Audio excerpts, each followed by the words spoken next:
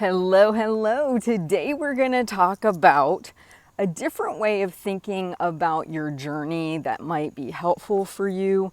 I've had a lot of my coaching clients go back into the classroom after a year and a half away due to COVID. Kids are getting back into school, things of that nature. And I had a client who really wanted to be in a calorie deficit all week. She was trying to do that, and she contacted me and said, Heather, I'm really struggling on the weekend. I'm finding by the time the weekend rolls around after teaching, getting back into the groove, I really don't feel like I can stay with the deficit on the weekend. And I said, well, let's do this. And this is a great way to do it. You could be in a deficit Monday through Friday and maintain on the weekends. So as long as, generally speaking, you're in an overall calorie deficit for the week, it's not as important where those days fall, and you could structure your life to support you getting to your goal, but also that fits within your life. This is super important. You don't want to do things that really are going to make you miserable. I mean, of course, there's discomfort with weight loss. There's going to be that, we talked about that hollow, empty feeling. You're going to want to probably eat a little bit more than what, you've portioned out, little things like that. That's not what we're talking about. We're talking about if every weekend you are having activities and events with your family. Maybe you guys order in. Maybe you have a little bit more social stuff going on. Maybe you're like my client, you're just burned out after the week. Why not have maintenance on the weekends and deficit 5 days a week? Your weight will still trend down. It's okay. You don't have to be at a calorie deficit every day. It's a cumulative deficit over time. I had a client, she was really funny. She's really good at tracking data. She has a spreadsheet with her calories, with her weight, all the stuff. She ate the same amount of calories 2 consecutive weeks. 1 week, I think she lost 0.4 pounds. The next week she lost 1.7 pounds, 2 pounds for the 2 weeks roughly. But the way she lost the weight was not uniform. And that's kind of how we get in our head. Everything has to be uniform. I have to eat 1,500 calories every day. I have to lose this amount of weight every week. We kind of get this really regimented way of thinking, but that's truly not how this process happens. I sent her a message back and said, that's what bodies do. You eat in a calorie deficit. Your body releases weight as it so chooses without conversing with you to make sure it's okay. It doesn't do that. And it will come off as it comes off over time. So the same thing with your calories. If you say, you know what, Monday through Friday, I go to an office, I teach, my kids are out of the house, we have a really solid routine. It's super easy for me to be in a calorie deficit because I pack all my food and I take it with me, and it's just an easier way of doing it. Then do that. And then just go to maintenance on the weekends, because you'll still be in an overall calorie deficit for the week. As you get to a place maybe where weekends are less busy or more normalized, you might feel like you could take a deficit one of those 2 days, but you don't have to. And I just want to have this conversation because I see so many people spinning their wheels.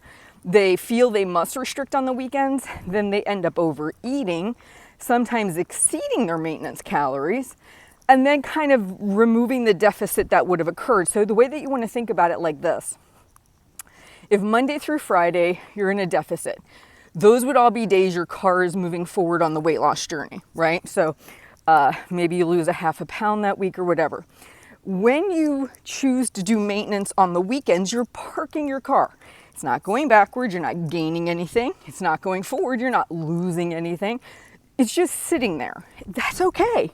That is just as much progress as it moving forward, because here's the deal. If every time you lose something, you pause, you stay, and then you go forward and you're not going backward, that's you moving in the right direction overall.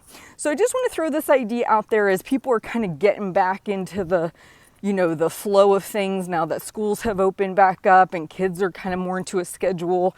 Moms and dads are getting more into a schedule. It might be helpful to think about your weight loss a little bit different on a weekly basis.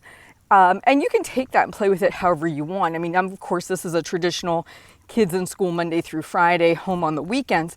But if your family is doing something different, you could do the same thing. The days that you guys find you take your off days, you could make those maintenance and then just shoot for a deficit on your more structured work days. if that works for you. And also, I want to back this up, you can use this when you look at your life annually. So I had several unusually high population of teaching clients this summer compared to other summers. And many of them I encouraged to just maintain their weight through the summer because they were traveling. They were having get-togethers and barbecues and whatnots. And because of that, being in a consistent calorie deficit was very difficult. My clients did really well maintaining through the summer.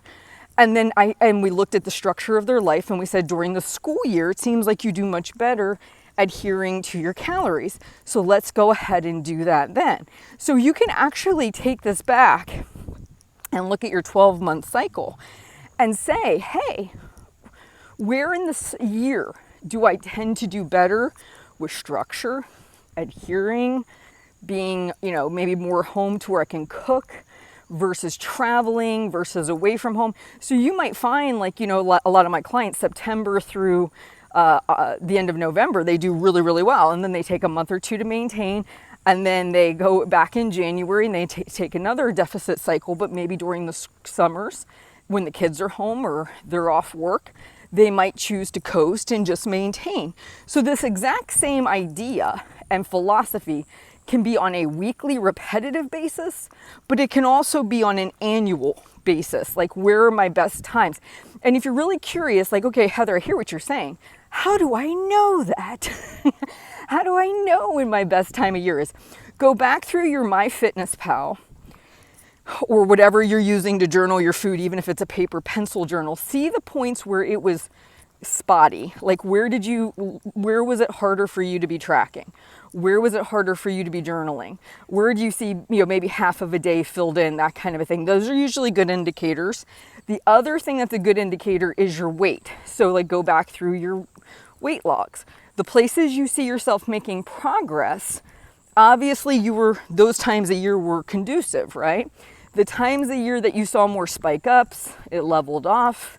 You might say, okay, those might be good maintenance phases this next school year based on what I'm seeing here. So you can actually use your data to help you navigate that. And this is different for everybody, by the way.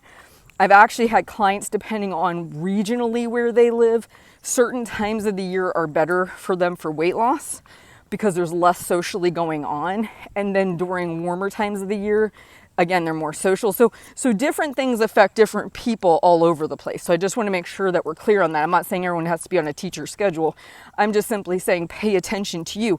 If you're a tax person, you deal with taxes. Your busy time of the year might be January through April, right? So maybe that is not the best time for you to be focusing on a deficit. That's what I mean. Really pay attention to your busy seasons versus your not busy seasons, and when structure is easier to implement. You guys have a great day, and I will talk to you soon.